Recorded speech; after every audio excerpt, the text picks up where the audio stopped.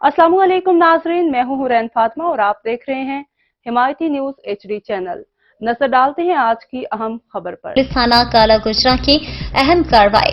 शहरी को अगवा करके हब्स पे जामे रखने और जबरदस्ती रकम मुबल्लिग 2 लाख रुपए हथियाने वाला मुलजिम ज़ीशान अली गिरफ्तार। रकम बरामद।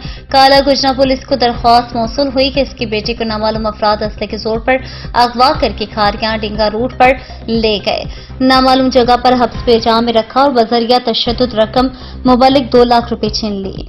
काला गुजरा पुलिस ने फौरी कार्रवाई करते हुए अगवा और इस्तेसाल बिलजबर की दफात के तहत मुकदमा दर्ज किया।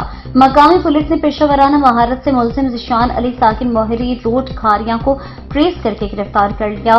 मुलजिम से जबरदस्ती छीनी गई रकम 2 लाख रुपए बरामद। मुलजिम के दीगर साथियों की गिरफ्तारी के लिए रेड जारी है। शहरियों की जानो माल का तहफ़्फ़ुज़ जेलम पुलिस का फरीज़ फर्जीज़ा है। किसी भी शख्स को कानून हाथ में लेने की हरगिज़ इजाजत न दी जाएगी।